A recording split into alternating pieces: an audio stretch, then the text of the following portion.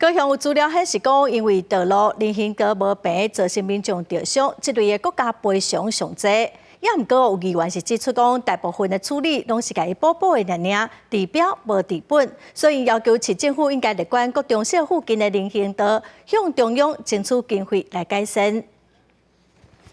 今日高雄大顺路人行道女子强向面向下半道，事后发现复爆出来的钢钉卡着，上起来提告，而且要求国赔。伫三明区阳明路的人行道，某民众踏着路面的砖仔角，还有排水孔所造成的关节卡滑倒，要求要国赔。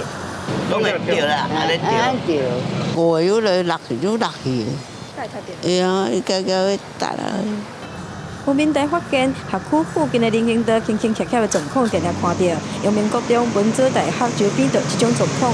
市府统计资料嘛发现，公务类申请国赔占比上悬，主要原因拢是道路也是人行道无平，让民众行路受伤。其实我们很常接获到民众反映，人行步道破损或是不平整的状况，导致他们受伤，或者是婴儿车跟轮椅不方便去做使用的情形。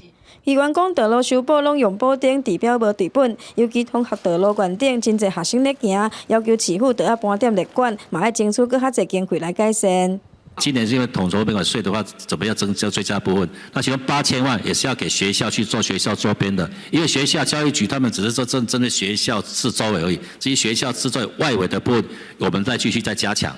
市府规定已经有编列的经费咧修缮，将会持续向中央争取搁较侪钱来改善人行道。记者王刘婷、陈hen坤报道。